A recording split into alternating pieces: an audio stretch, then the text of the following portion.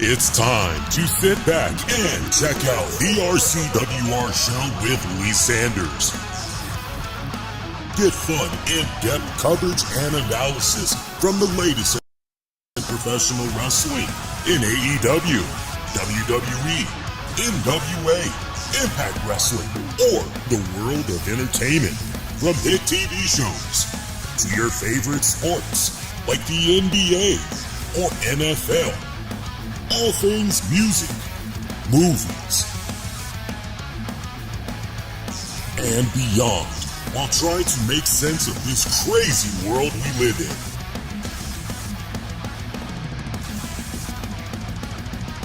All while keeping it honest, insightful, and interactive since 2011.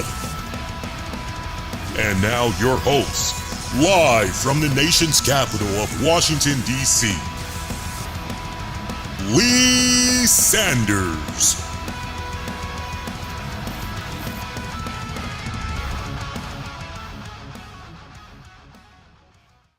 Hello, friends! Covering the latest in wrestling, entertainment, and beyond since 2011. You're checking out an all-new episode of the RCWR show for this Monday night, May 6, 2024. What is going on? I liked how I did that dramatic pause. Y'all thought maybe I was about to have a brain fart or something. No, I just like pausing for that dramatic effect.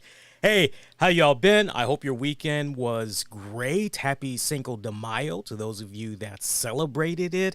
I know if you are a gamer, when it came to WWE Supercard, there was the Codebreaker event. I always love when Codebreaker comes around because if you have the free time and the patience and you're willing to grind, you can get a really great event card from that event. I know this go round, they had a RVD, Rob Van Dam card that was up for grabs, and that had a lot of people going, wait a minute, thought he was signed over there in AEW. What's going on? And folks are saying, no, that's a Legends deal and everything. So, no, this is fine. The translation, hey, shut up. Let us enjoy this event card for all it's worth. I hear them. I played a little bit here and there between studying and working and everything. And I actually managed to get a hold of the event card. My rank was 7,576, I think. So, and I was just playing casually here and there. I did not grind like I normally would if I had the free time. Hey, let me know what you thought about tonight's WWE RAW. I do not have any polls up this go round.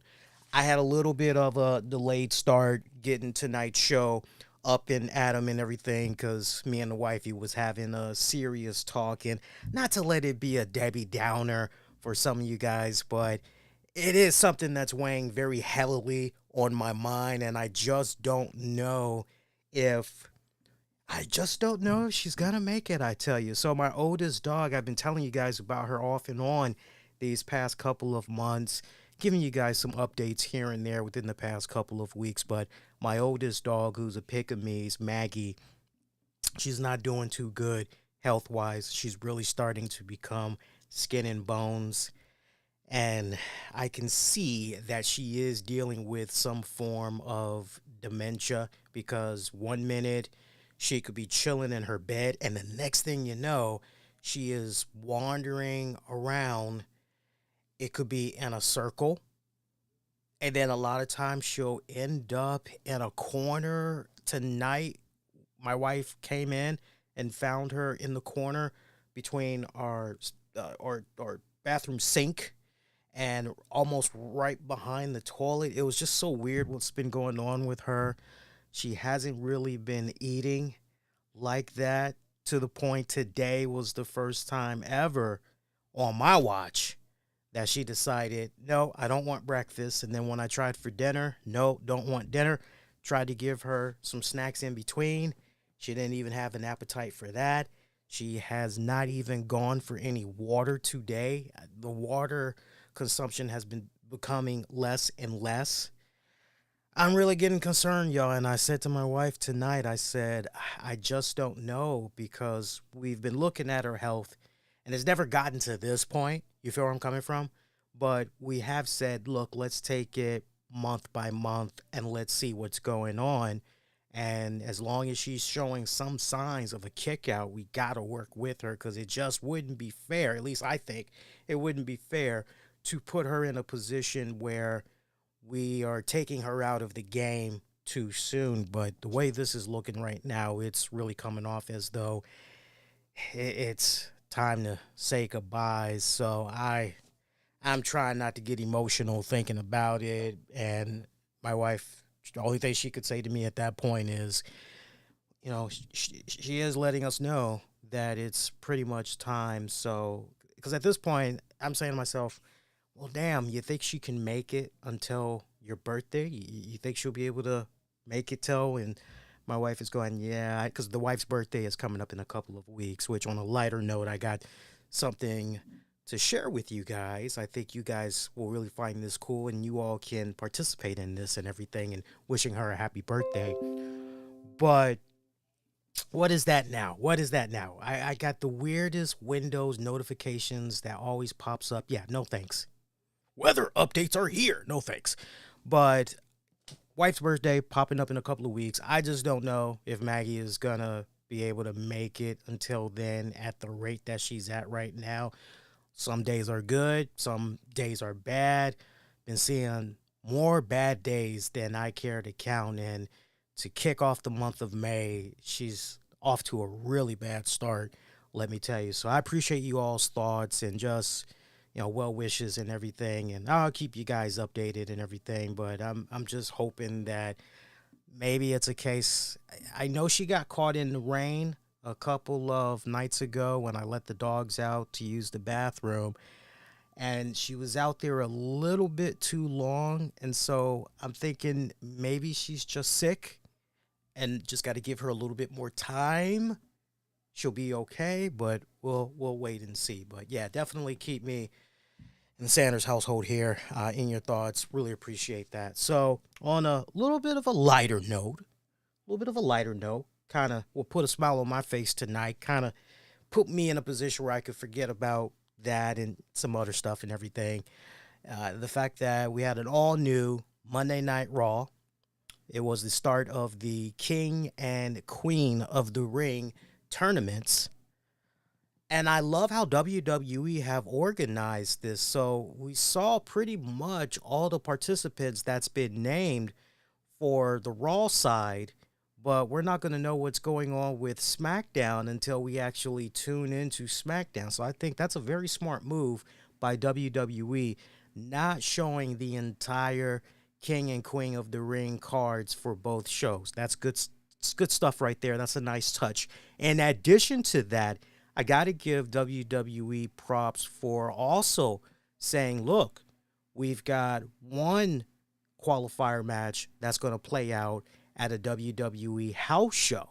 That's going to happen for both Raw and SmackDown. So you're looking at that and you're going, wow, that is, and it goes to what I was saying off and on over the years, which is, man, I would love for these wrestling events, particularly WWE, to give those extra incentives to fans for why they need to come to these WWE live events, why they need to come to these house shows, because when it's all said and done, anything can and will happen at these house shows. They are not something to be sleeping on. From legends making sporadic appearances to, oh my God, I didn't think that this particular WWE superstar that's well beloved by the fans would make an appearance at a house show or a live event. So I like that WWE has, to their credit, they've been experimenting with it off and on over the years. But now it's really gotten to the point where, well, you know what? No, let's go ahead and let's really play around with this a little bit. So to take the King of the Ring and have that play out at house shows, nice touch. I love it. More please. That's all I have to say. More please. So we had all of that. Had another CM Punk trolling edition of Drew McIntyre. One banger of a main event match between Sheamus and Gunther. Pretty solid card as far as the in-ring action goes. You barely had that much in-ring talk time.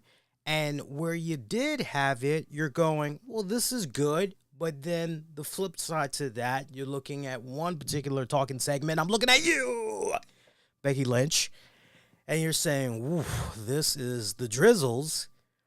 But overall, for a Raw that focused more on the in-ring quality this week, I definitely was pleased. What about you guys? Sound off, but I definitely was pleased.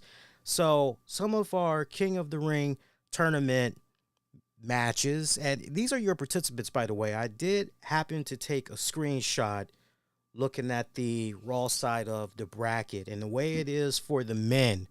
Boy, by the way, shout out to all the new injuries, apparently. I mean, obviously, we got to learn a little bit more information on what's going on with some of these injuries, but we are expecting for Kofi Kingston, Xavier Woods, we were expecting for him to be in the tournament defending his crown, and it looks as though he was slated to face Rey Mysterio. But apparently, after the storyline angle that we had saw last week or the week before, where Gunther had got that hellacious beatdown in there on Xavier Woods. Xavier Woods is out indefinitely until further notice. So sliding into Xavier Woods' place is Kofi Kingston. Okay, so is Kofi Mania going to be running wild yet again? Have to wait and see how that plays out. On the women's side of things, Asuka not participating in the Queen of the Ring tournament. In her place would be Dakota Kai. But then we also had found out on top of all of that, Drew McIntyre would not be in the tournament because he injured his arm pretty bad, messing around with CM Punk there. And as a result of that, he wasn't going to be able to participate in the King of the Ring tournament. In his place would be none other than Jey Uso.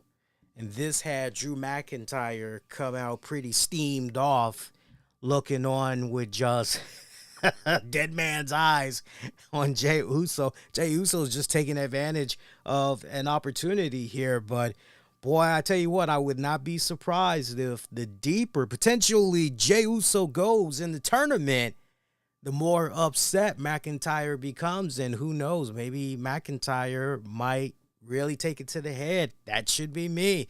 That should have been me. What the hell's going on? I could have competed.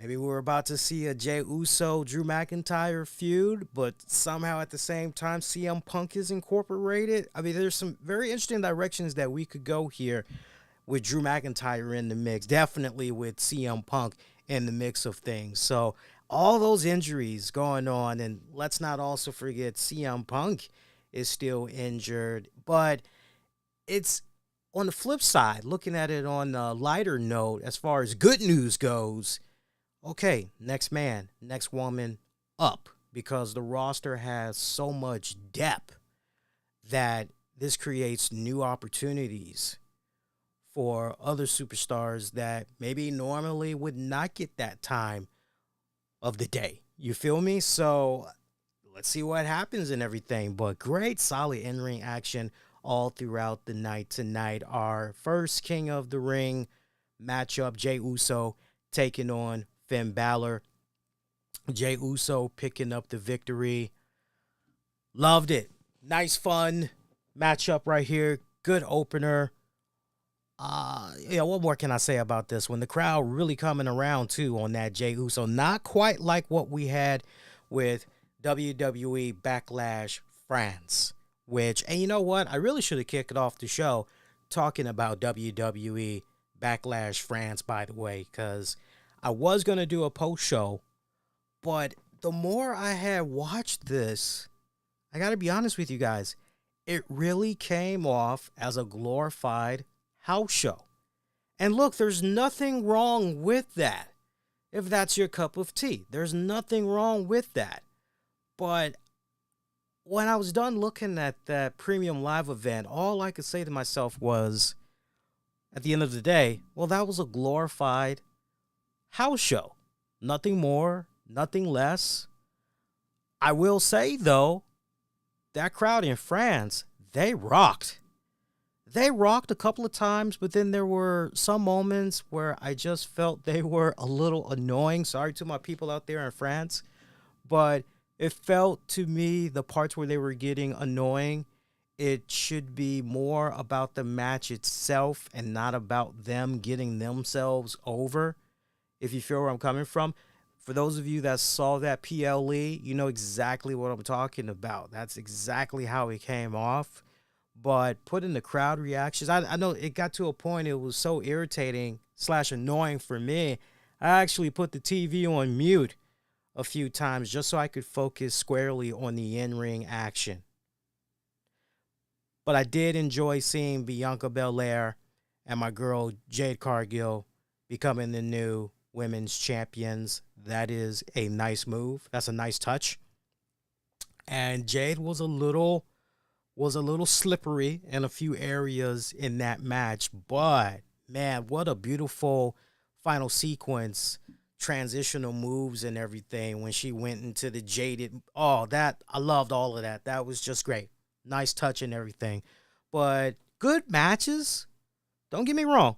Good matches, but a glorified house show when it's all said and done. So the last thing I wanted to do was come on after the event was over and try to stretch that out for at least 45 minutes. I didn't feel like doing that because the way I looked at that card and just everything that I saw, I went on ahead and said, yeah, honestly, no, there's no need to be stretched out no 45 minutes. This is literally 10 minutes or less talking about this and just be in and out. So those are my thoughts in regards to that. Now, for those of you that did not see WWE Backlash, and maybe you want to pick my brain on which matches kind of rocked the most, that, hey, maybe I should go out of my way and at least check this out, I definitely would recommend to you guys to check out Cody Rhodes versus AJ Styles. And you know what? For what it was worth, I enjoyed the hell out of Damian Priest and Jey Uso. I definitely got to give them an honorable mention. I don't know if it was mainly because of the crowd, but I just felt that with the crowd's help, it really took that match to a whole new other level. And definitely honorable mention to the women's tag title match. Right after you're done with those matches, you honestly can just back out afterwards. I know that Camacho made his return to the WWE. Looks like he's now part of the Bloodline. I had no idea that he is the brother of Tama Tonga. Had no idea about that. It never crossed my mind. You guys got to forgive me because I don't watch New Japan and all of that. So I see some of the chatter that's online. A lot of people were going, this isn't what fans expected. A lot of people were expecting Jacob Fatu. What the hell is going on here? This just feels very Bush League-ish, like it's playing up to a core audience, a core group of wrestling fans. It almost feels Tony Khan-ish, be better than that WWE. That was actually some of the criticisms that was coming from some fans online. I didn't really feed too deep into that. I just said, who is this guy? And then I'm told, oh, it's Camacho. Oh, Camacho. Well, damn, he's gotten swole. Like, yeah, Camacho, he was in New Japan, and I got the rundown from a few people, and it was, oh, okay, oh, all right, great.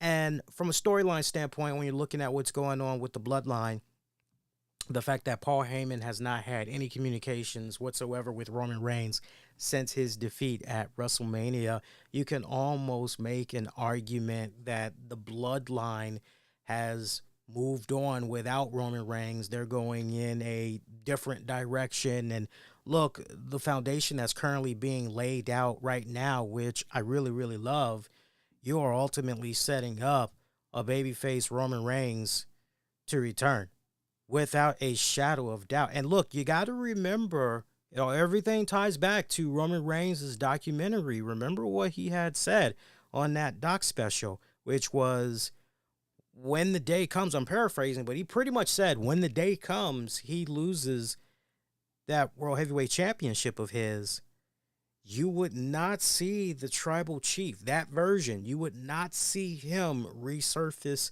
again. So keeping that in mind, you're going, okay, so what does that mean also for the future of Roman Reigns and Paul Heyman? Is that still a pairing, or is Roman pretty much done? And at this point, you can make an argument that when Roman does come back, most likely he's going to be done with Paul Heyman as well, because Heyman has obviously decided who he's going to be aligning himself with and everything. So I like the foundations that they've laid out here as the bloodline is continuing to move on, move past Roman Reigns. It's almost kind of a hush, this man failed. So rather than acknowledge it, we are just going to pick up the pieces, move along, and, be about our business, right? He failed the family when it counted the most, even though he'd been carrying the company, carrying the family, being the tribal chief for 3 years and all that. So Jade Cargill, Bianca Belair as your new women's tag champions. I love it. I love that pairing. They gel off of each other so well.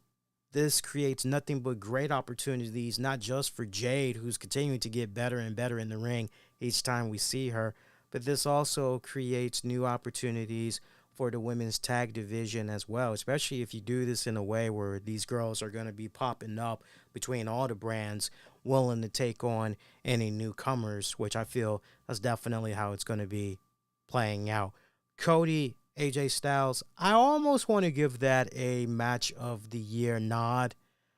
I got to sleep on it and actually watch that match again, but I'm kind of looking at that match, and I don't know, maybe it's one of those, if I have to hesitate, maybe it shouldn't be on the list, but I want to give that match the benefit of the doubt because I thoroughly had enjoyed that matchup for what it was. So there's your WWE Backlash France talk. I know some of you guys are like, what about Backlash? What about Backlash? There's your Backlash talk. Now, let's get back into the talk of tonight's WWE RAW. By the way, you picked a great night. Tune into the show. Loads of fun little tidbits of news we're going to be getting into on tonight's show here. So, I love the fact that we had CM Punk arrive to the arena. I loved all his social media postings that was going on over the weekend, too. Somehow he gets trapped at WWE headquarters. And you guys, if you have not seen all of the social media stuff that he was posting, you really owe it to yourself. Go out of your way. Check it out. You'll thank me later and everything. But Adam Pearce is escorting Drew McIntyre off of the premises. Drew is furious, hops in his nice black sports car, drives off. He's not even driving for 5 seconds, and we see this yellow Stinger vehicle pull up. CM Punk gets out, and he's wondering where Adam Pearce is, and Pearce tells him, you literally just missed him. That's his car right there. Punk just, well, that freaking sucks. Well, hey, can you cue my music up? Because I got something I want to say. And it's another edition of CM Punk trolls Drew McIntyre. So Punk talked about how after escaping WWE headquarters, he decided he wanted to drive down to the arena and check out the fans, say hello to the fans and everything. He was also willing to fight Drew as well, but Drew left the building. Last week, he told Drew he could do his business in a shorter amount of time than Drew could as champion, which was 5 minutes and 46 seconds. And since he came to pick a fight, and since Drew left, well, what they going to do right now? So CM Punk figured that Drew would probably get a heads up that Punk was there in the arena and that he would actually stick around for about that length of time, 5 minutes and 45 seconds, as he was willing to throw it down with Drew in the middle of the ring. So he starts talking a whole bunch of hot trash. I loved it. I loved it. It was good stuff here, man. I loved it. But there was one part that once again went over the heads of the WWE fans. And that's the part where CM Punk mentions getting in a guillotine choke. Getting in a choke. Matter of fact, let me look at my notes right here to see if I can find it off the break here. Because that line was hilarious as I don't know what. And I'm skimming here. I'm trying to find it. Oh, I don't have it. I thought I had wrote that down. But yeah, he actually references his little rumble in the back with Jack Perry.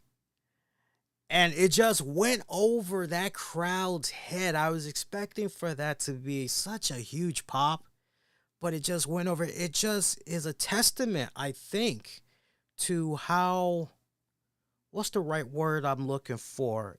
I'm not trying to insult the WWE fans, not by a long shot, but that just shows you how, what is the word? What is the word I'm looking for? Do I want to say uninformed? Do I want to say maybe as far as all things wrestling? Let me try to talk my way through this and maybe we can figure it out together if there's like one word for it. But it just goes to show you that each time CM Punk has referenced what's happened with him in this backstage brawl in front of a WWE live crowd, you could almost poll that same audience and say, do you watch AEW? And either those fans would say, what is that? Or those fans would say, no. Because each time he has done some reference, and it's quiet. It hasn't gotten a pop. Nothing. And this was another instance right here. He refers to the whole choke and everything, basically saying, Drew McIntyre, he's a choke artist, right? CM Punk knows a thing or two about choking, but Drew McIntyre, as far as choking, he's on that different plane of choking was CM Punk's whole point. I loved it. I loved how he strung all of that together. Also referred to the fact that Drew McIntyre, he's not sure if he is a God-fearing man, but one thing's for certain, and that's he fears CM Punk's really great, strong promo by CM Punk. Of course, if you got your social media open, you're hoping that maybe Drew McIntyre is going to say a little something, or maybe he's going to arrive to the arena in time just to see CM Punk drive off. That never happens. However, Drew McIntyre did finally post something during the 11 o'clock hour. Basically, it's a photograph of CM Punk that's on fire. And that basically is it. So, Drew McIntyre continues to come up short. I mean, this is starting to become Drew McIntyre can't lose, right? Right? Parker Lewis can't lose. Drew McIntyre. That might go over you all's head with my outdated ass 80s TV show references. Moving along. Let's talk about some more in-ring action that happened. We had a Queen of the Ring tournament first round match. Io Sky going up against Natalya. Natalya decided she wanted to dedicate this match to her favorite uncle who would have been 59 years old today. Wow, that is just, man, time flies. The late Owen Hart. So you're hearing that and you're going, oh, right? You got that nice good feel moment and you're looking at Natty. You're going, well, hell yeah, why not? Why not Natty? Yeah, sure. Come on, do it for the Owen. Yeah, why not? Io Sky picking up the win. I got to tell you, this was both women's tournament matches tonight. Damn good. I love that the crowd was really into this one.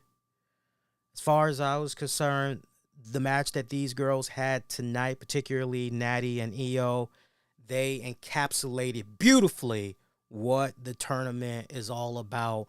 One of my favorite matches out of the entire night for this edition of Raw besides the main event. this could have really gone either way, and I think most fans would have been okay with it when it's all said and done. Next King of the Ring, first round matchup, Ricochet taking on Dragunov. Man, you just knew there was no way, no how Dragunov was going to be losing in this one, and sure enough, no. This was another banger. God damn, this was another banger. Could you just imagine if this match would have went down several months ago, or just some type of a program, maybe a feud between these two guys? Hell, let's take it a step further. Could you just imagine if it was Vince McMahon that had brought up Dragunov? This probably would have been an extremely short match, wouldn't have been given the time or day. McMahon probably would have looked at Dragunov as a wannabe Daniel Bryan, and there's just no telling what would have possibly happened with this one. But this was, whoo! I love this one. These boys brought it. Nice, good, strong in-ring Raw debut for Dragunov, who's now part of the Raw roster going forward. Loved it. Loved it. Nice touch. Nice touch. Good match. Queen of the Ring, first round, Zoe Stark taking on Ivy Now. I was quite pleased with these girls. Was it a bit of a average match? I don't know about that. I thought it was above average. Because for me, average, that means C, right? Thinking of that grading level, you're going with a C. But in my book, I felt this was a respected B-. What really sucked for me was this match was literally right up there with what Natty and Io did, except the crowd did not care for either of these girls, which is such a travesty. It's such a travesty, and I wish the girls could have gotten more love, but you know what? I'm going to go out of my way. I'm going to give them their flowers. I thought they did a hell of a job. I'm not just saying that either. Zoe coming out as the winner, looking very dominant, very strong. This was another one that really could have gone either way. It's so interesting because you think about where Zoe Stark was several months back when she had that pairing with Trish Stratus, and I thought that was smart. I thought that was a very smart move. Great way to get a rub off and everything, but it just kind of seems like since those days, it's just been a flat line, and it still feels like from that creative standpoint, powers that be aren't really sure what to do with Zoe Stark. I don't like that. I don't like that. There's a whole lot of cool things that you can do with her. You just gotta get to it already, creative, and come up with some badass stuff for her to do. Braun Breaker was wondering why he was not in the King of the Ring tournament. Adam Pearce letting him know they were going to talk about it in his office. We never did get a follow-up to that. So is Braun Breaker maybe going to get a future championship match opportunity at the upcoming pay-per-view? What's going on? To be continued. Carlito, meanwhile. Carlito trying to smooch on, cozy on up there with Judgment Day. Trying to see if they'll scratch his back, and in return, he'll scratch theirs. Damian Priest not having it. But little Dominic Mysterio, give it time. He'll come around. Trust me. All right, we'll see. Chad Gable taking on Bronson Reed. Chad Gable winning via DQ after Sami Zayn came out looking for some revenge. We see where this is going. Obviously, the three-way. I like the way this had played out. Probably the worst segment of all in regards to Monday Night Raw involved Becky Lynch as she was doing a sit-down interview with Michael Cole. This was so boring. We got a recap. Here's what was funny about this, too, is the fact that the crowd was showing Becky Lynch some love. And then it was a case where after they got an idea on where this segment was going, they started heckling, started jeering, not cheering, jeering And the longer Becky Lynch was talking, the more the crowd just was not into this segment. And I don't blame them. I get it. I get it. Becky Lynch trying to put over Lyra Valkyria. And that's nice and everything. Really, it is. I appreciate trying to give the rub off to this former NXT Women's Champion. But man, this segment was just on and on. It seemed like there was no end in sight. Leave it to Liv Morgan. I can't believe I'm actually saying this, but I'll actually give the devil its due. Liv Morgan actually saved the segment.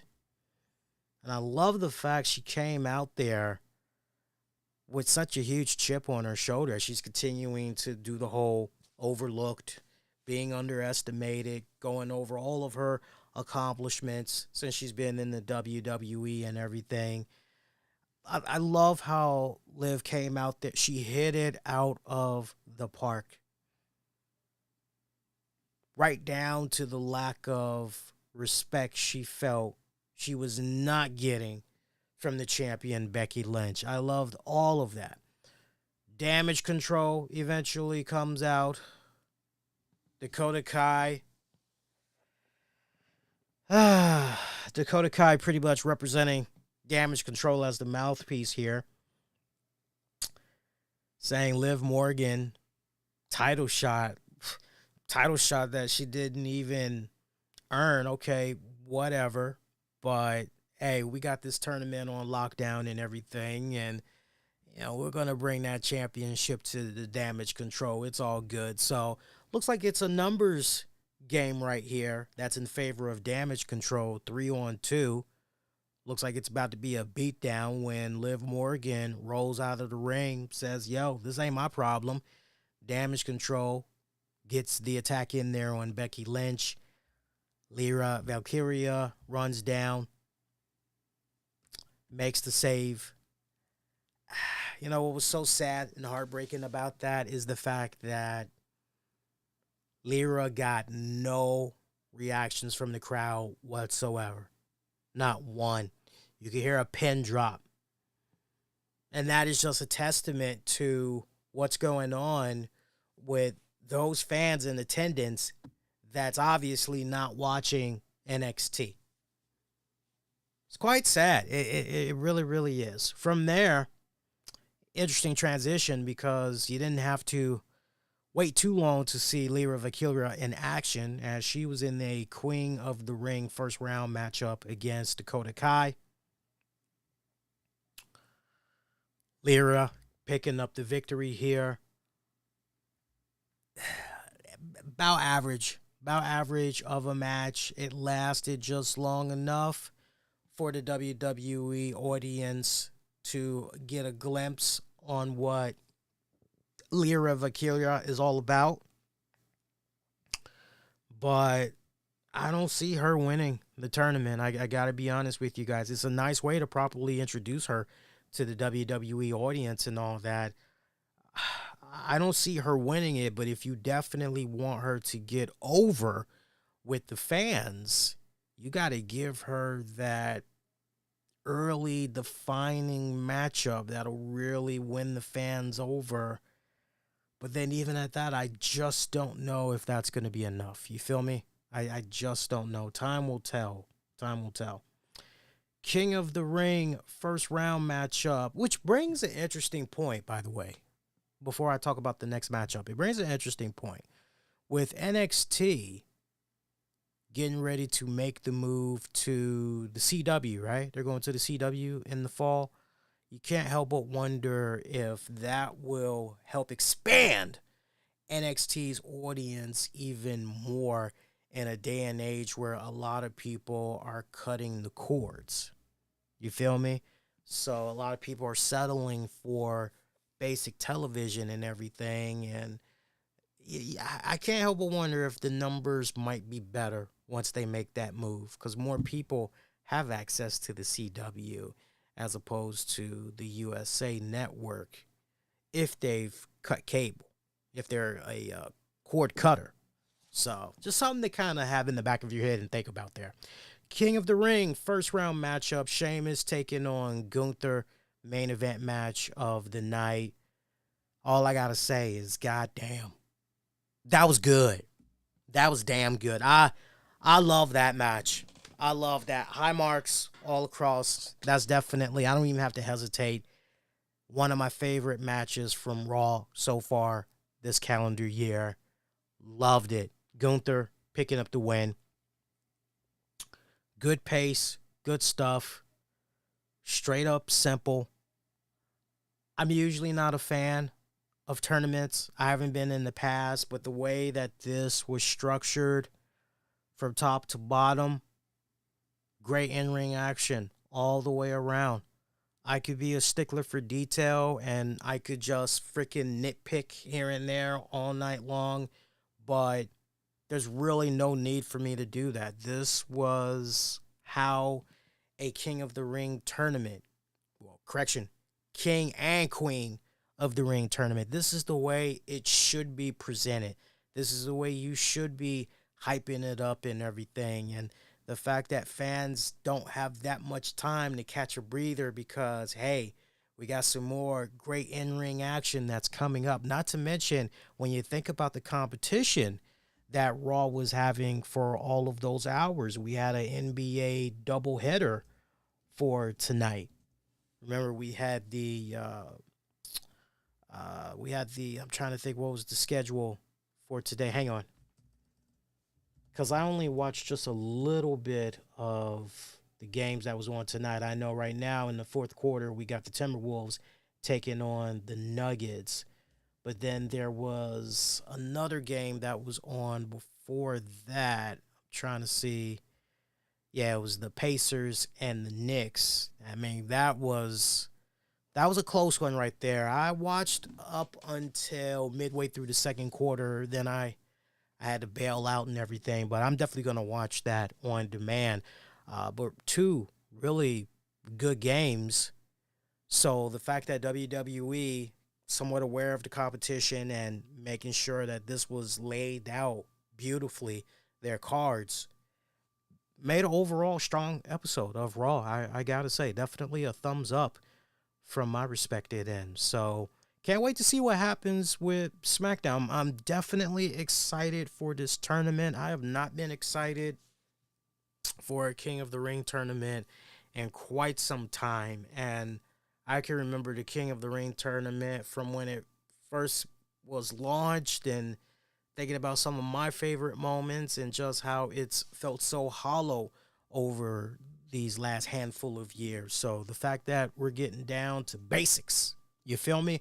Love it. Love it. All right, so that's the talk of Raw. Hope you guys been enjoying yourselves so far. If you have been, do me a huge favor and make sure you hit that like button. Help spread the word. Put more eyeballs on the content. Why am I seeing Keanu Reeves trending? Really? That's interesting. I don't know how I feel about that, but apparently this went down within the last handful of hours. Keanu Reeves and Sandra Bullock have expressed their mutual desire to reunite for a third installment of the Speed franchise, with Reeves confidently stating they would frickin' knock it out of the park with Speed 3. The duo, who previously starred together in the 1994 action thriller Speed and the 2006 romantic drama The Lake House, which was a good movie, by the way, emphasized the importance of working together again before their time on this planet comes to an end. Well, that's nice. You know what? Look, if we can have Lethal Weapon, Martin Lawrence, Will Smith doing another Bad Boys, if all that can go down, if we can get another Planet of the Apes and all that other stuff, then surely we can get another Speed 3. I don't see why not. Anything's possible, right? Anything's possible. I wouldn't mind seeing that. How about you guys? I wouldn't mind seeing that. So, some interesting headlines went down since last I was on the air with you guys, and it was pretty hilarious. I don't even know where we're going to start with this, seriously, because we could go in a couple of different directions here We really, really could. But I'll tell you what, let's start with Ric Flair. Let's just start with Ric Flair, all right? So, over the weekend, I don't know how many of you guys were paying attention to this, but over the weekend, Ric Flair had took to social media to light up this ma and pa chain that is called Paisano. And I had to do a double take when I first saw the name because I have a joint down here and it's called Paisano's. And their slogan is great food for everyone at Paisano'sPizza.com. That's their little slogan and all that. But this one is called Paisanas. Paisanas, right? Piesonas. Paisanas. All right. So I'm looking at that. All right, you're playing off of Paisano. Okay, whatever. Sure. So Ric Flair goes on social media and blasts this chain, this particular one that he went out to in Gainesville, Florida. There's the location for you guys. That's how it looks. As you can see, it's right next door to a Holiday Inn. Okay. And the post that Ric Flair put up, I'm going to put this up on your screen here. And for our audio listeners, Flair said the following: I spent $1,500, that's $1,500, at Paisano SFP to be disrespected more than I ever have in my life. After taking 20 pictures with customers and staff, I was asked to leave because of an issue I had with the kitchen manager taking too long in the bathroom. I would highly recommend that anyone who wants to enjoy a relaxing time in Gainesville at a nice restaurant to never visit this place. Woo! Now, I saw when all of this had initially went down, and I'm looking at the replies, and everybody's just, oh, man, Flair, sorry to hear that, man. Oh, that sucks, bud. You tell him, Flair. Yeah.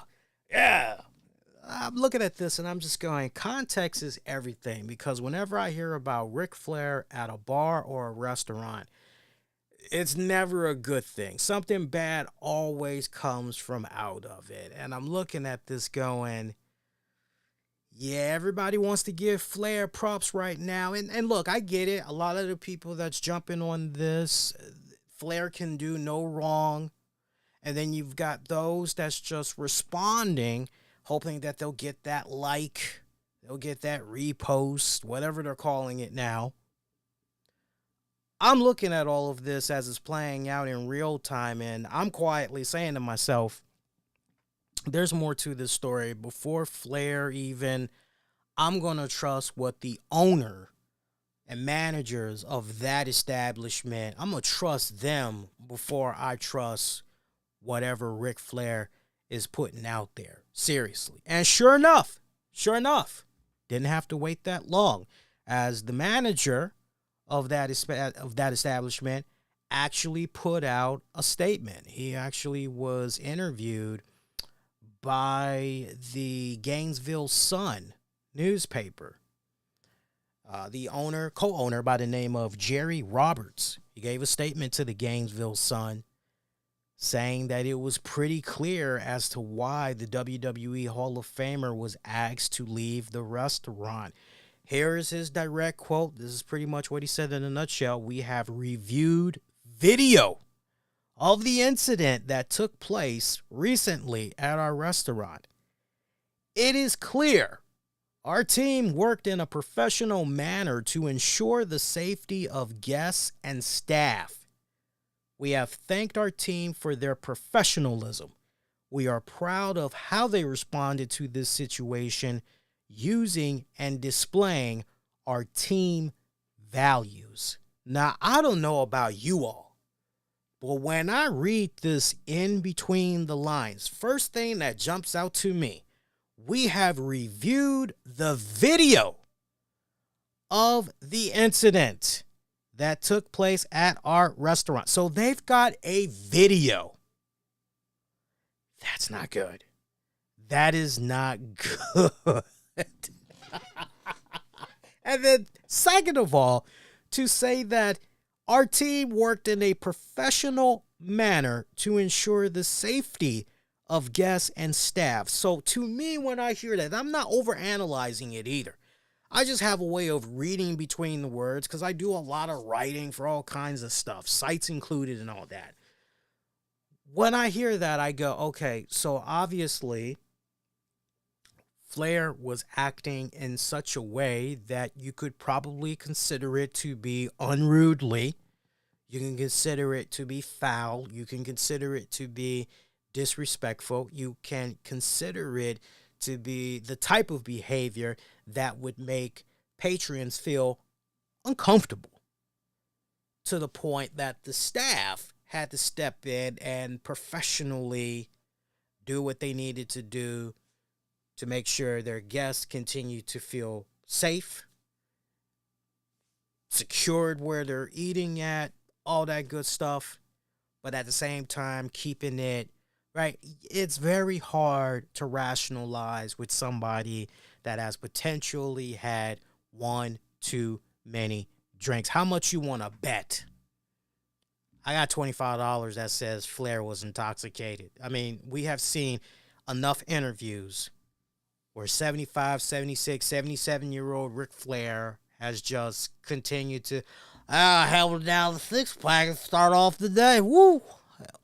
Right. Flair, it's only 9:30 in the morning. What are you doing drinking alcohol? Like, shouldn't you have orange juice? Or, well, I put a little bit of vodka in my orange juice. Woo! Okay. So, you hear all this crap. I bet you that's what happened with Flair. I hate to assume the worst, but again, who are you going to trust? Are you going to trust Flair?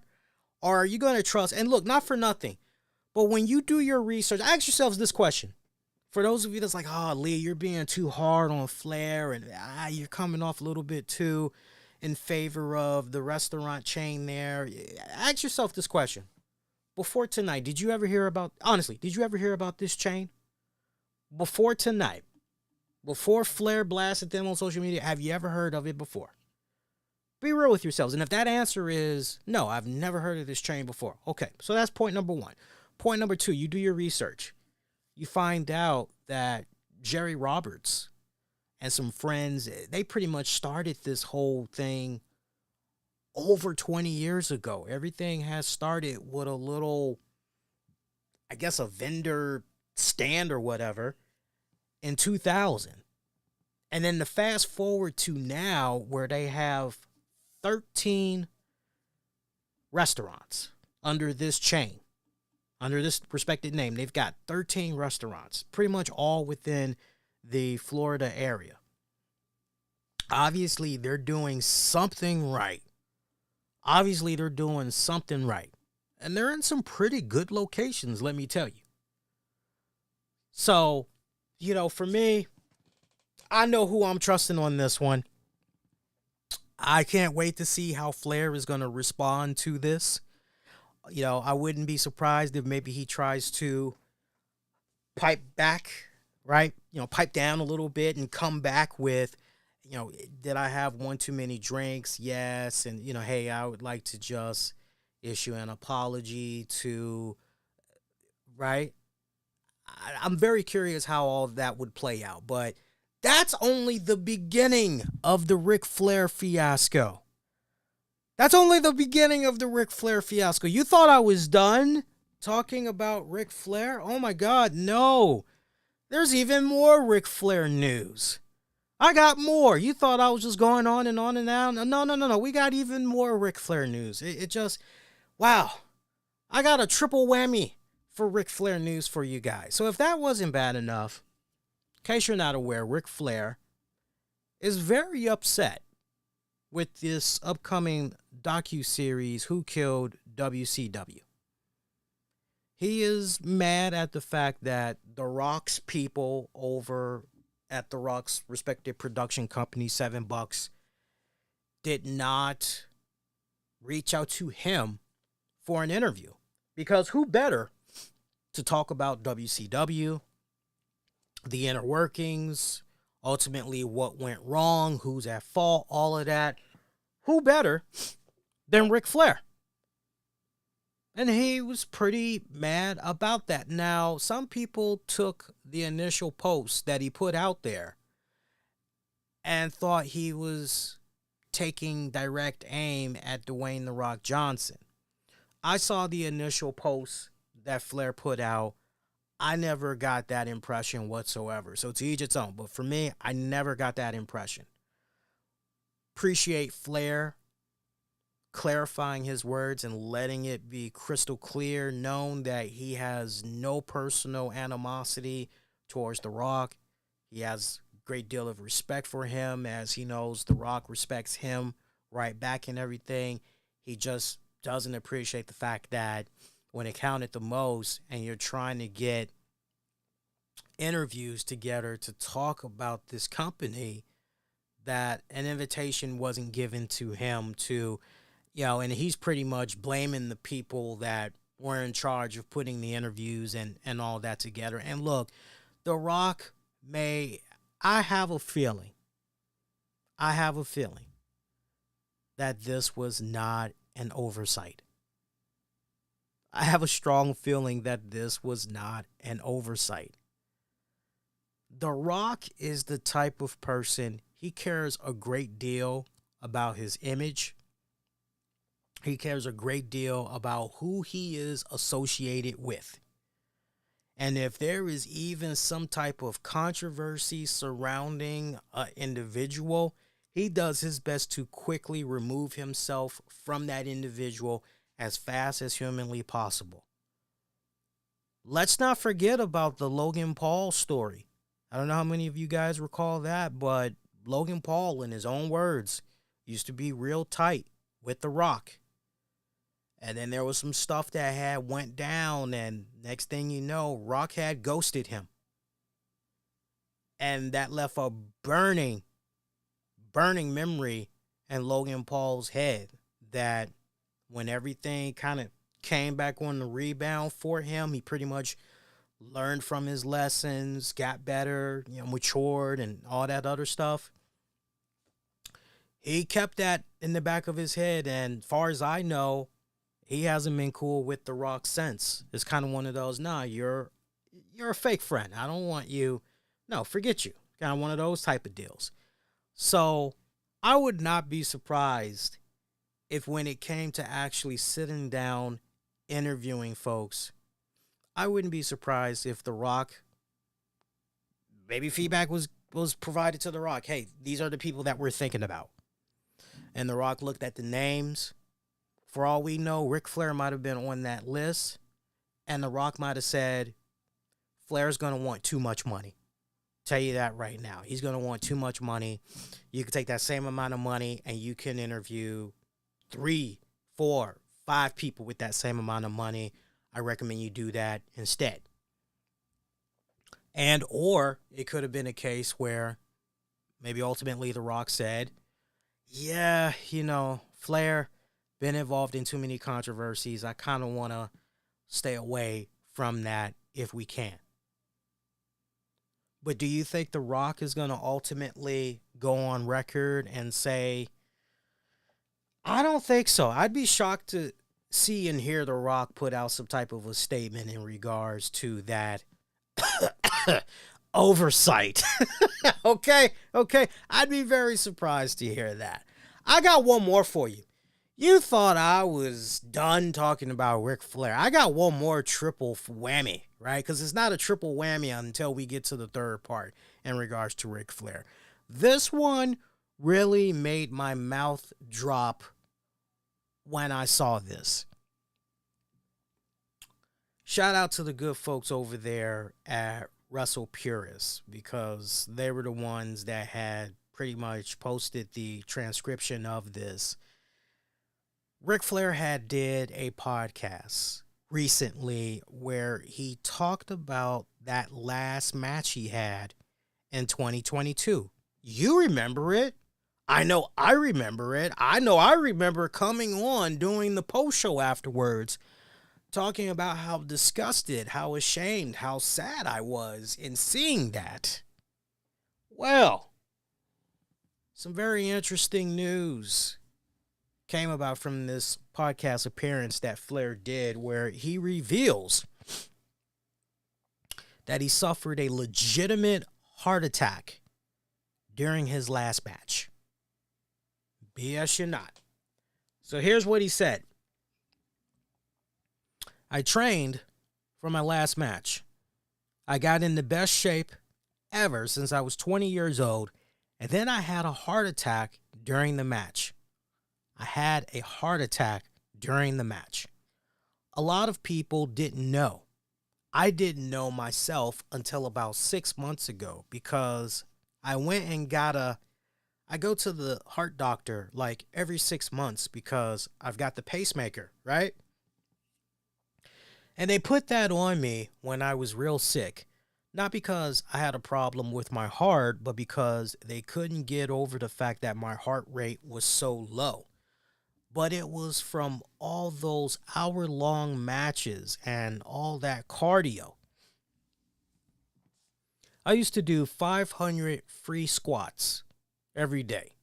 500 free squats. 500 push-ups every day. Or I would do the deck of cards, or I would do step-ups on a chair. So my heart rate was always like 48. It drove people nuts that it was so slow. So they put that on me, and then I went to get what's called a calcium scan, which I never had before, because a couple of guys died in our business of heart issues. So it kind of scared me. So I went, hang on, my nose is irritating me, it's tickling me. Usually when my nose is tickling me, my allergies are starting to kick my butt. So I'm going to put this on a brief pause and blow my nose real quick. Sorry about this, guys. It's live. It happens. Give me a second. I'll mute myself.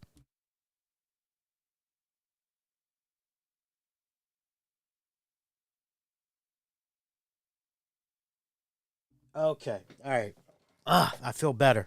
Okay. Where were we? So they put me on, and then I went to get what's called a calcium scan, which I never had before, because a couple of guys died in our business of heart issues. So it kind of scared me.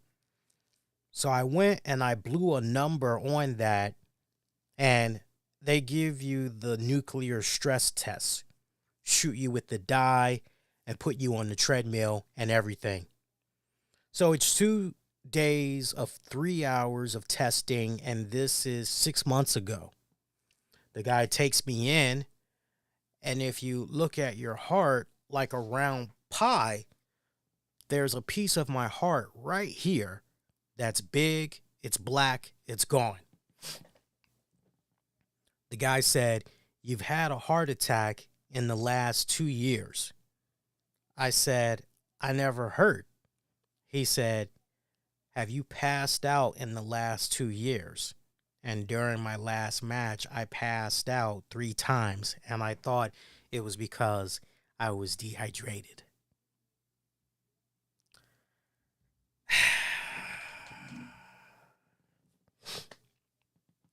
You know what I said to myself when I saw this? I said, "Self, this is a friendly reminder that the Ric Flair match should have never happened.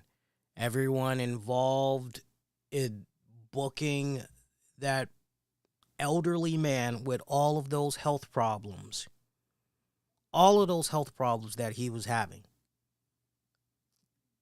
to the promoters, everybody involved, they should have steered clear of this. Should have never went down." And then let's not also forget the man that has signed off on Ric Flair to do this match. I'm assuming that it's legit, but it's this young black guy. You're like, who is this? Dookie Howser, MD, part 2? Like who? Okay.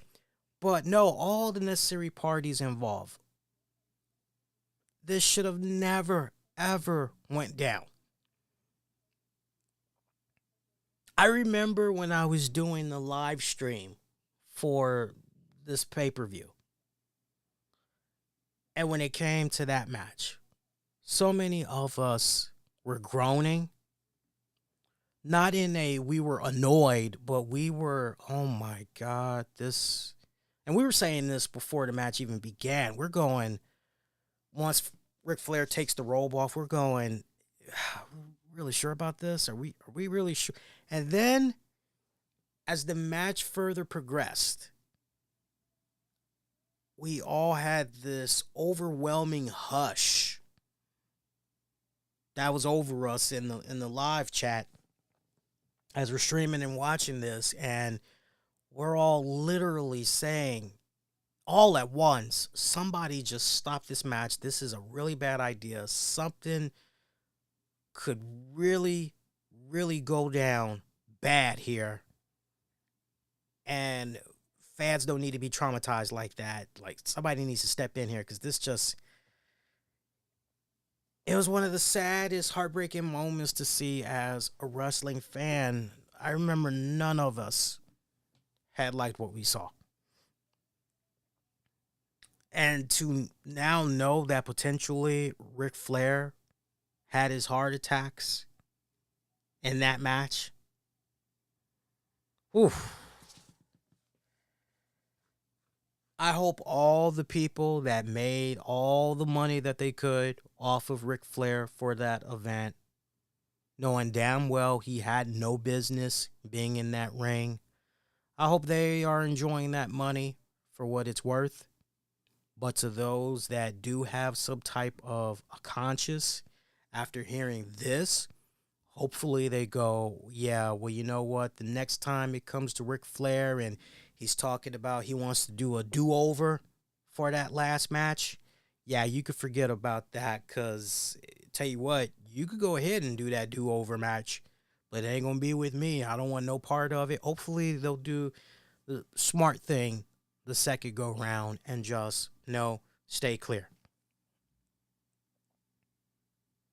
I know Conrad Thompson, that's his son-in-law, and, he's got to do the podcast with him and everything. I can't wait to hear more clarification, more insight into this, and I'm sure Conrad will definitely bring up that idea that Ric Flair had brought up a couple of months ago about doing a do-over of that match, and because I'm sure now more fans are going to wonder, okay, so are you actually going to try to do another match, all things considered? Or I'm very curious what the response is going to be. I really, really am.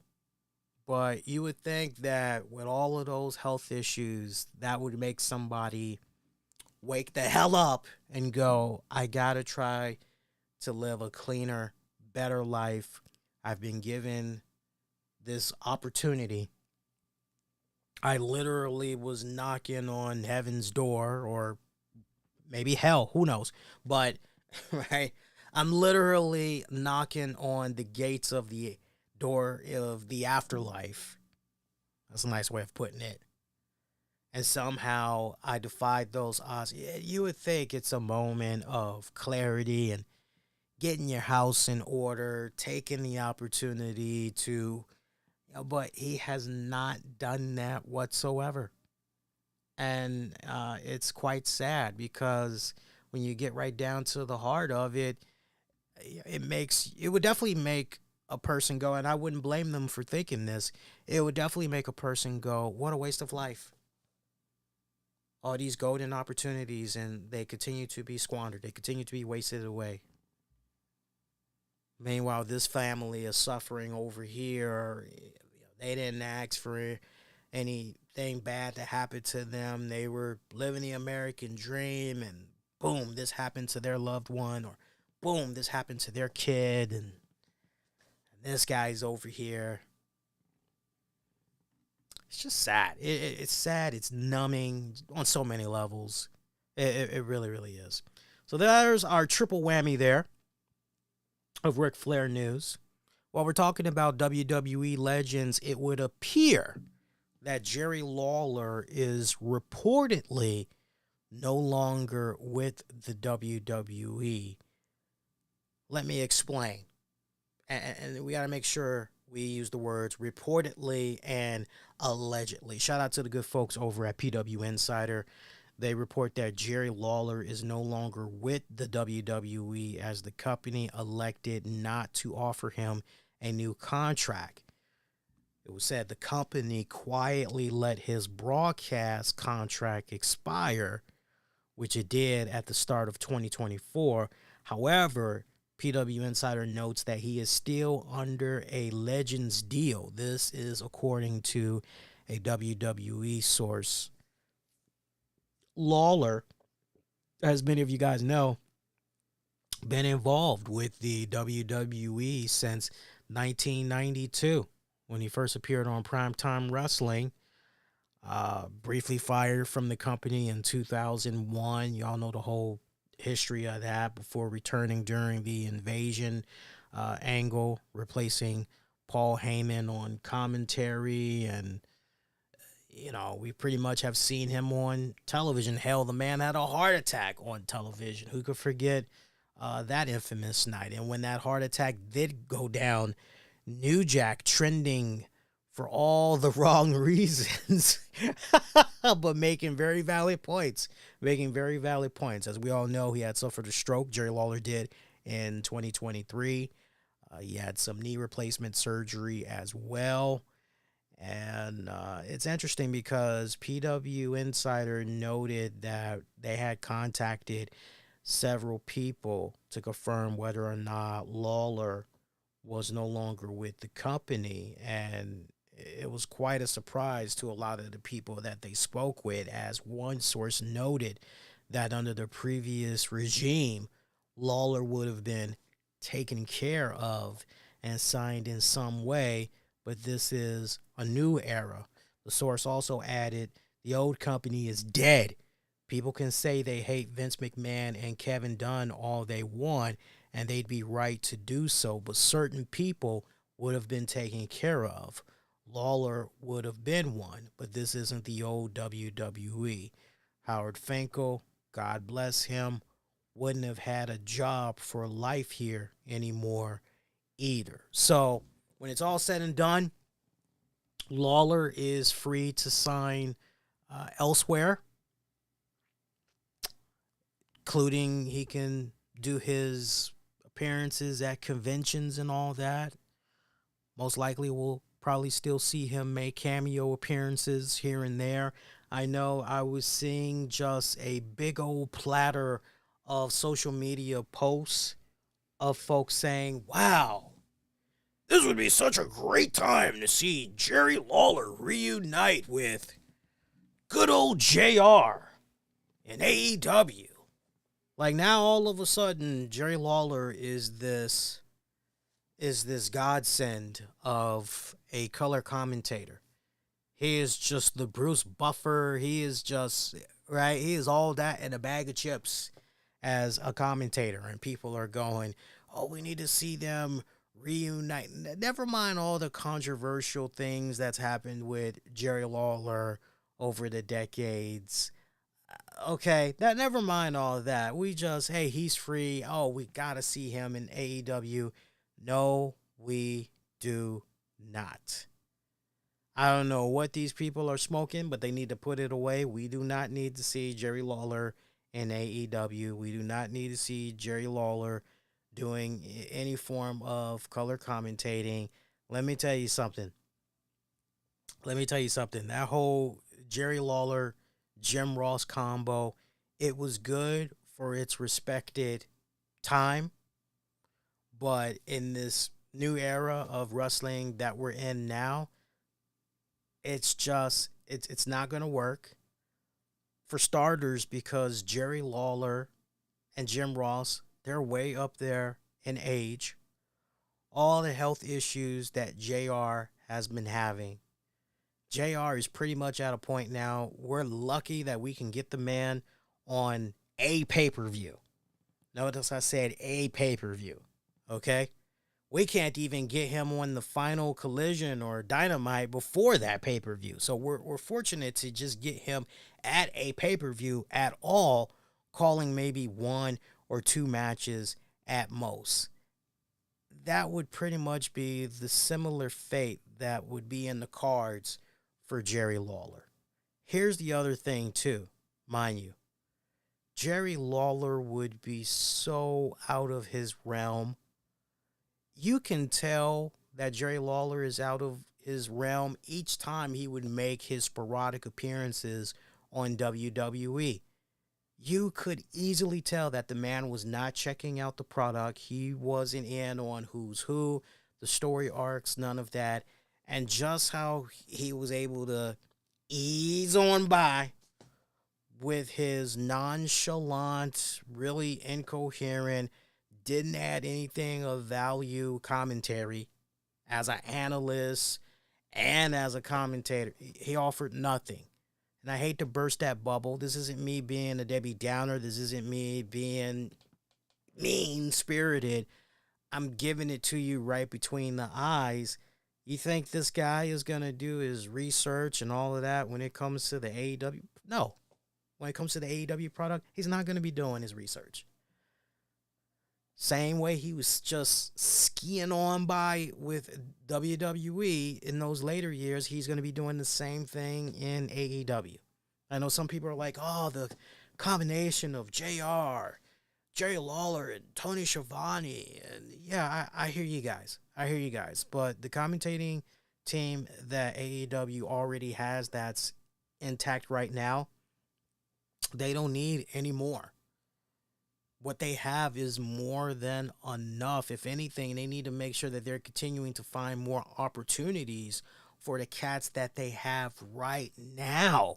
My pretty babies. They got to make sure they keep those guys in place that's already under contract. They got to make sure that they are continuing to be fed and they're getting those opportunities for work and all that. So no, I wouldn't see that working out. What you guys are picturing, it may sound good in the mind, but I have a feeling that after about 2 months, you guys would be very sick and tired of Jerry Lawler. I know we as WWE fans were very sick and tired of Jerry Lawler. Look, we appreciate the occasional appearance. Let us know he's still around. He's still kicking. Hey, that's great. Looking good. Keep the show moving along. Plain and simple. Keep the show moving along. So we'll see what happens. I mean, anything can and will happen, but I doubt it. I doubt it. So WWE had released a few folks going into the weekend. It's a bunch of no names. A lot of them hadn't even done a dark match here and there and everything. I'm not going to go through all those names. I'm sure a lot of you guys probably know what's going on by now, but probably the 2 names that was most, not really head turning, but definitely you raised a eyebrow. Drew Gulak being released from WWE after the company pulled him from TV following recent allegations from Ronda Rousey. Remember, Rousey accused Gulak of sexual misconduct, pulling the drawstring of her sweatpants backstage. During the Backlash France press conference, Triple H was asked about Gulak's release and said that WWE instead chose not to renew his contract. But you also have that report from Fightful. I want to give those folks a shout out too, as you had reports saying that there were some talents that went on record, not putting their name out there, but went on record saying that Drew Gulak apparently had a hard-on for injuring and or embarrassing talents. Really rubbed a lot of folks the wrong way how he was dealing with them, particularly the ones that were injured and they knew, Gulak that is, knew he had to stay away from certain parts of the body that was injured, and he would still go in there, try to see how much he could get away with. A lot of them describing him as a bully. So you got WWE spinning it in a, we chose not to renew his contract. It's as simple as that. But then you've got all this stuff. Look, the last thing that you want is that type of stuff to be put out there, because the more people that come from the darkness and break their silence, right? And they speak on that. Hey, no, look, not for nothing, but this is what was going on when I was training under this individual, or this is what was going on. Okay, I don't know if it's going to turn as ugly as what went down with Bill DeMott. I don't know if it's on that kind of level, because I remember, man, left and right how that had went down on social media years back, and just to see how that was playing out in real time. But it doesn't help that you've got that floating around about this man, that he was treating people poorly, unfairly, right? That's not a good thing to have hanging over your shoulder. And I've always been a firm believer that the sooner that you get in front of a story like that, especially when it's not true, sooner you squash those rumors, the better. And the fact that he has not issued some type of a statement yet, it doesn't really fare too good on the man and everything. So, but you know what? I hope, I'm going to say it like this. If it's true, if everything is true, if it's true what Ronda Rousey is putting out there, I don't think, look, is Ronda Rousey kind of off her rocker a little bit? Yeah, definitely. But if she feels that this man did some form of sexual misconduct, I mean, I'm just trying to picture, how can you mess with the string, the drawstring of a person's sweatpants? You got to be pretty damn close to them to be able to be pulling on that drawstring. Right? I mean, seriously, you got to be pretty damn close to them to be doing that. I'm not saying I'm gonna take my girl at her word, man, but hey, where there's smoke, there's definitely some fire. I will say that much. Where there's smoke, there's definitely fire. The other individual to get released, according to Dave Meltzer, Olympic gold medalist Gable Stevenson was among those from NXT that was released. We all remember he got his signing in WWE back in 2021 after winning the gold medal in the Olympics. Later got drafted to Raw. We saw that he was supposed to be one of the key startup figures for the Monday Night Raw show, but we never saw him have in-ring matches for the Red brand. He did do a bunch of dark matches. He did some stuff. I think he did some stuff in NXT and all that. I know he did an angle with Chad Gable at WrestleMania 38, but he never did anything on a even part-time basis. And when it was all said and done, the word around the beat was he simply was not ready yet. He worked a number of NXT live events last year, did some dark matches. That also included dark matches on SmackDown. But that pretty much was it for him. You know, what's so kind of funny about this? It's funny, not funny, but it's definitely funny for me. I'm laughing my behind off on this one. Is the fact that a while back, he reached out to WWE. This was way before his release, mind you. He reached out to WWE and said, look, if you guys are not going to have me be on TV and everything, I would like to go on ahead with your blessing, get my training in and everything, because I can get in on the 2024 Olympics. And WWE just pretty much, oh no, we're gonna do something with you. We're gonna do something with you, and Nah, they don't do anything with him. So not only is he out of a job with the WWE, but he missed the opportunity to get in there for the Olympics. why am I being why am I being mean right now in regards to that? Why do I find that so funny? How soon we forget. How soon we forget his whole wrestling career. You know, it had met a little bit of controversy a couple of years before he even signed with the WWE. Rewind it back to 2019 when he was part of a sexual assault allegation. Yeah, you can say to me he never got charged due to inadequate evidence. I mean, that's no different than when I look at the rapper Mystical and all the problems that he was having. Some cases there was inadequate evidence, but then there's other cases where we got you dead to rights. He got to do jail time and all that. So, you know, this guy, he had the look, definitely the in-ring ability. But for me, each time I would see this guy, it always came off as if he never really was stringing it all together. Honestly, I did not believe this guy to be a larger than life, right? You know that criteria. You all been watching your wrestling long enough. You know that criteria when it comes to, oh my God, do I still have that damn screen on? No, I don't. Okay.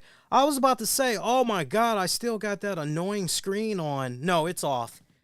I thought I had, for some reason, I thought I had that Paisano's location still up. I was about to say, oh my God, I'm so sorry, y'all. But anyway, you all know, you've been watching WWE for a long time. You know when, yo, this is something special.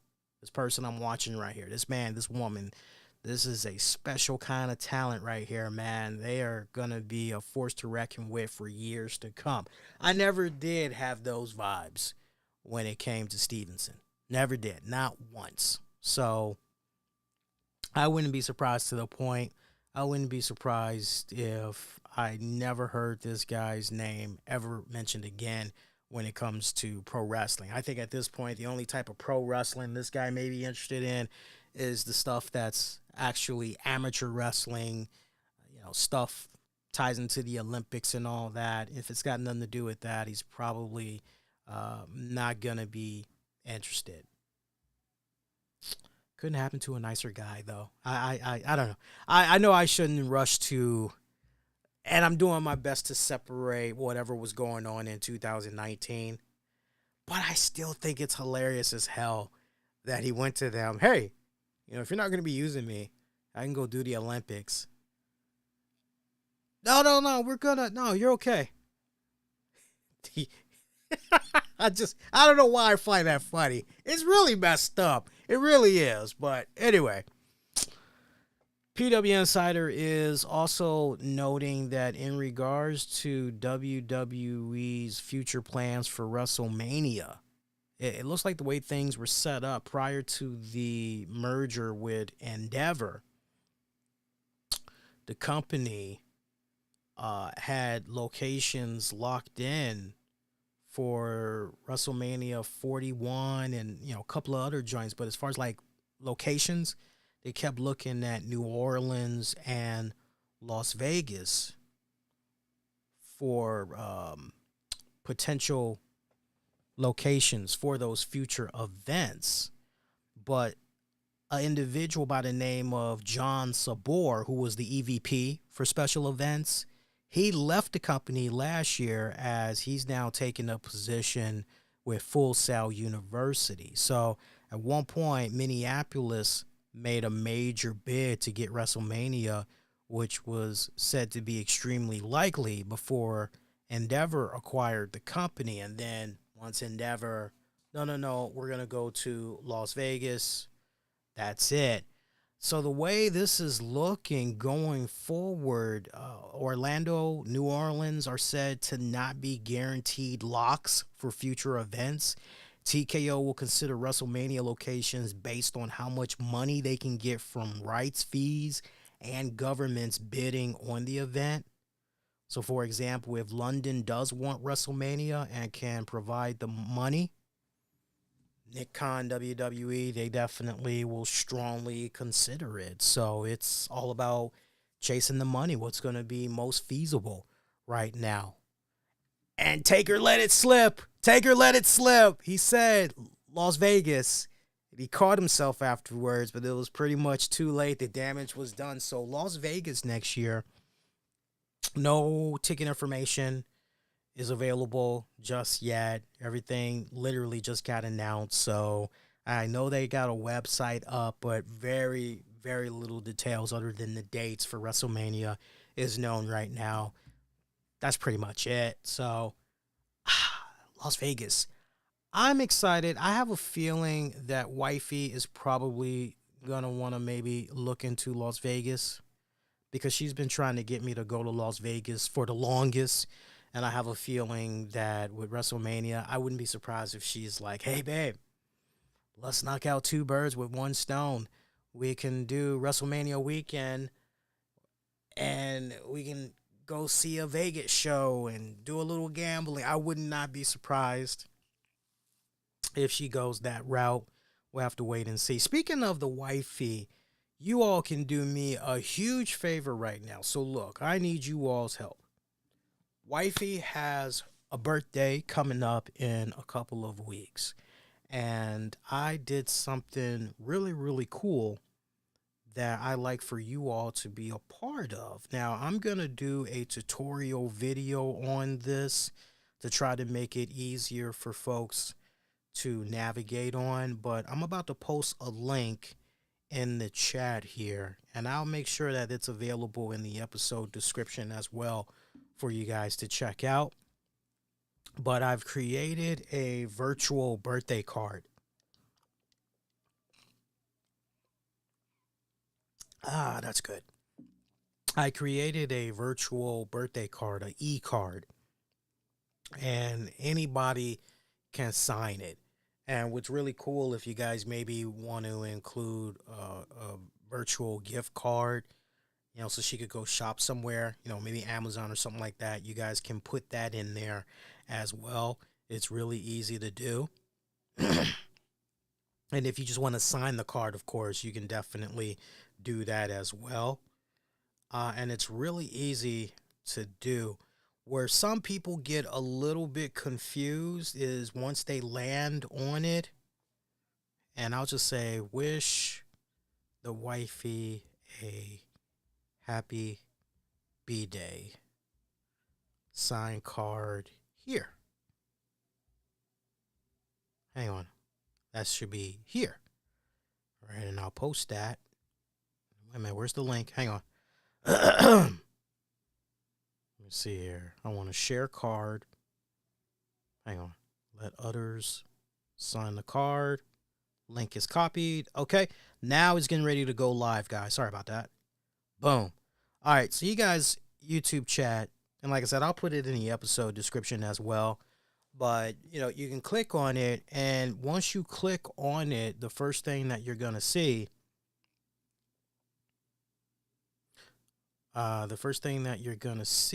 is, oh, Kelton has already done it too. Appreciate that, Kelton. Shout out to you, my friend. And it's very easy to do, but for those of you that are a little bit confused, you'll see the birthday card, and you'll see that there's a little box at the bottom of the card. It says sign page. So when you click on it, you're going to see a message pop up that says write a message, add gifts, or just put your name. You got to click on the sign page again. And when you do that, you're going to get a little dotted box. And then you can hold that area, drag it so that you're not overwriting on what the other person said. And then you can type, just take your finger, tap inside that little dotted box, and you can put your own text in there. You can put a GIF in there if you want as well. All kinds of cool stuff. Now, what I don't know, and I'm going to see if it works, for those of you that like to do stuff with a stylus pen, I'm about to see if I can just write something in here. And I can confirm that with a stylus pen to your favorite device, you can even write stuff inside as well, for those of you that like doing that type of stuff. So I'm going to trash that. And I'm going to... How did I do that? Hang on a second. How did I do that? Well, hang on. Let me refresh. There we go. I got rid of it. Yeah, that's how you do that. And then for those of you that are interested in maybe, hey, I want to give Tams a gift card to, I don't know, Sephora or whatever like that, you'll see right up under the birthday card, there's 3 options. You'll see contribute, delivery, let others sign. If you click on contribute, it tells you, hey, this is how much money has been collected so far. People can chip in anything they like. If you click on the contribute button again, it's going to open up this box where if you want to do something via your credit card, you could do that. If you want to do something via PayPal, you can do that as well. So that's pretty cool. That's pretty cool to do. So again, Kelton, shout out to you. I appreciate that. I know Tams will definitely like that. I told Tams right before the show, I said for the next couple of weeks, do not check out the shows because, yeah. And she was like, none of the shows? I was like, do not check out any other shows until after your birthday. And she's like, okay, all right, fine. I'm like, okay, good. So, because I wanted to talk about this. And look, anybody that's having a hard time signing the birthday card for her, all you got to do is reach out to me on social media. You can reach out to me if you got Twitter, reach out to me on there. Post something on the Facebook page, or you can leave a comment on this video or over on the communities tab on YouTube on a recent post, and I will definitely help you navigate it. Same instructions that I gave right here, but if anybody has a hard time, just do that, and I'll do my best to respond promptly. That'll tie you over and everybody else until I can officially get maybe like a 2-minute video together. I got to put a video together anyway because I got to get friends and family hip to this card and how exactly they need to navigate it. Because I got to admit, when I first was doing it, I'm going, okay, I see this, but nothing's popping up. How do you... So it took me several minutes to figure out how you need to navigate on there and everything.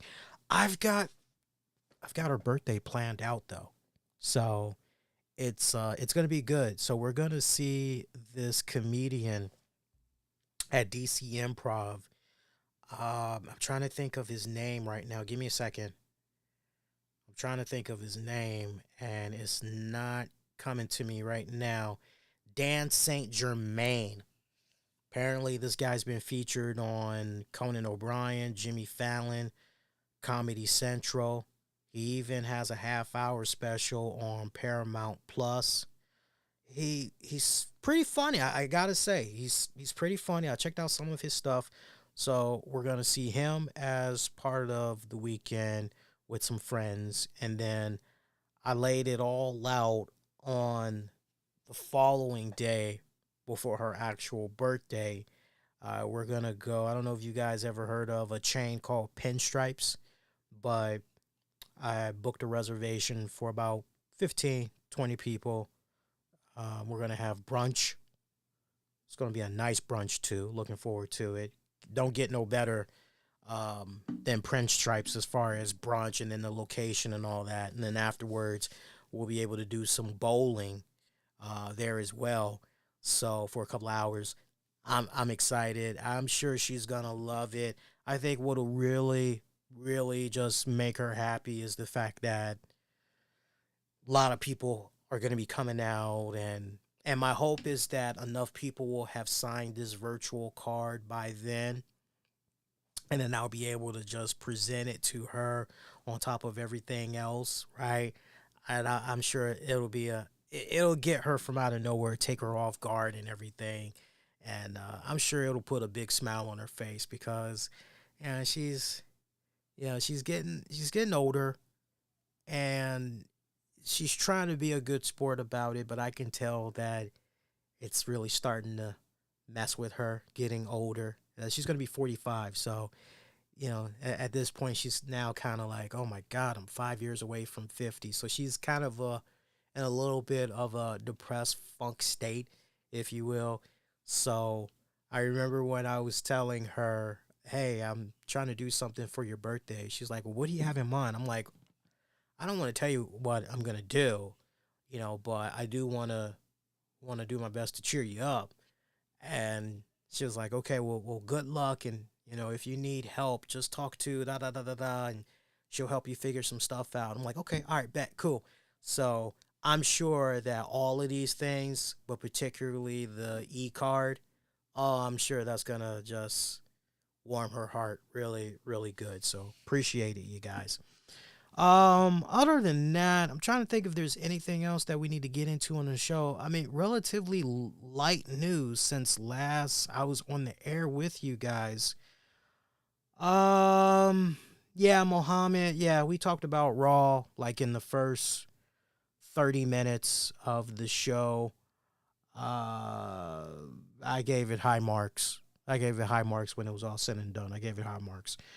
So look, your next edition, the way things are looking right now. Oh, and by the way, I got to give a shout out to a wrestler, definitely a friend of the show. I got to give a shout out to the former WOW Women of Wrestling's world champion, Penelope Pink. She put me on notice on social media earlier today. She was like, yo, I missed the RCWR show. Where you been, man? And I responded to her promptly. As soon as I saw it, I said, hey, I miss you too. Like, we definitely need to chat and everything. And I told her, I said, I'm still doing the shows regularly.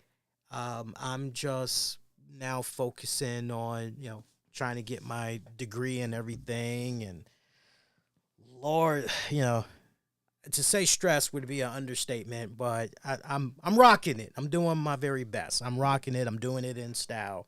Fall particularly, I mean, my God, the classes I got loaded up for fall is ridiculous. It is ridiculous. But I love a challenge. I love a challenge. But I had told her, I said, yeah, I'm still doing my weekly shows. Anytime you want to come on by and shoot you're more than welcome. Come on by. Love to have you and everything.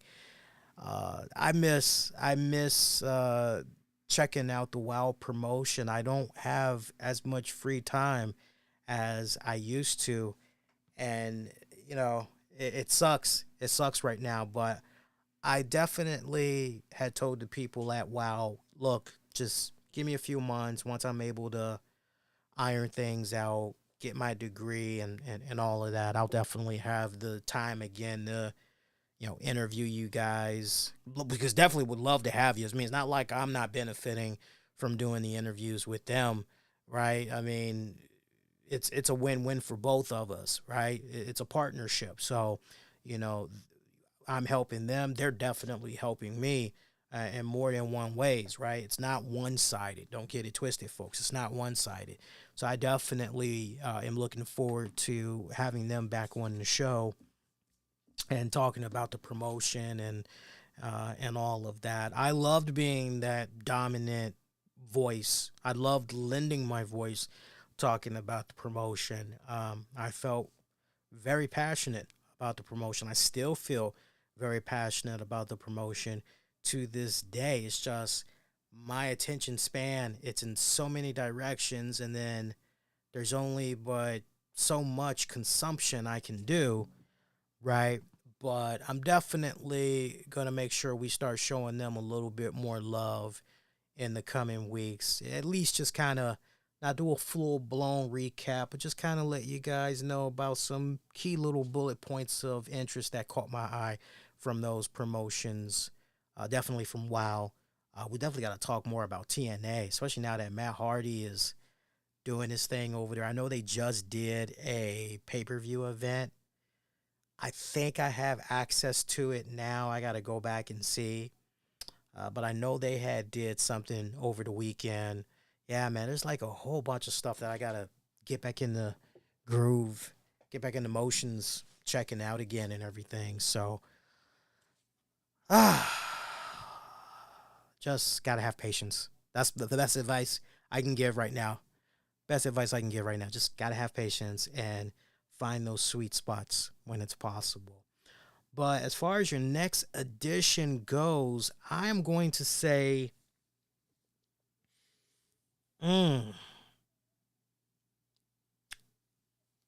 so if I remember correctly, Collision is back live this Saturday, which is May 11th.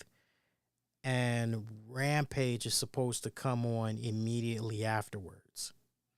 So I know I'll be doing some stuff over on the 401 Mania site as a result. Maybe we might do something Friday night after SmackDown goes off the air. Maybe we can do that. I know last time I polled you guys and was like, hey, would you guys like a Friday show? And not enough people had voted. That was kind of like, wah, wah, wah. So maybe it really depends on the volume of news that comes about. Maybe we'll do something Friday night. If not, maybe we do something Saturday afternoon. Who knows? Just stay connected on social media and you'll definitely know what I got planned. X, formerly known as Twitter at the RCWR Show, Facebook.com/the RCWR Show, YouTube.com/the RCWR Show. Click on the communities tab. Shout out to my friends over at Wrestling Soup. Make sure you check those boys out. Shout out to my man Julian Cannon of Digiday and the Nocturnal. Oh, also, congratulations are in order to my man Jason Solomon of Solomonster Sounds Off. I know he's going to be venturing off on a new podcast endeavor. He's doing something now on Tuesday nights. I think it's part of the TNT network, not the joints that got AEW and all that. This is something entirely different. But shout out to him for that. I'm very, very happy to hear that. I think it is with JD from New York, but I'm not sure. Don't quote me on that, but I know he's doing something. So shout out to him for that. I saw that and I couldn't help but go, all right, well, that's what's up, right? That's good. Making some moves and all that. We are obviously making some moves over here at our end. We are still just getting started with 2024. The best is yet to come, my pretty baby. So definitely keep it right here. Appreciate all the love and support that you guys show on demand and on the downloads. Well, I'm giving shout outs. Shout out to my friends over at Good Pods. We are continuing to be within the top 50 out of 100 shows in the category of wrestling podcast that you should check out on their respected site. So love seeing that. We're somewhere right now between rank 37 to 40-ish. So love that. Love that. And remember, you guys can leave the ratings, reviews, all that good stuff. All right. So that's going to do it. I am going to get out of here. I am wishing all of you all to be safe. Most importantly, be kind to one another. I will see you guys next go round, my pretty babies. Adios, y'all. Take care.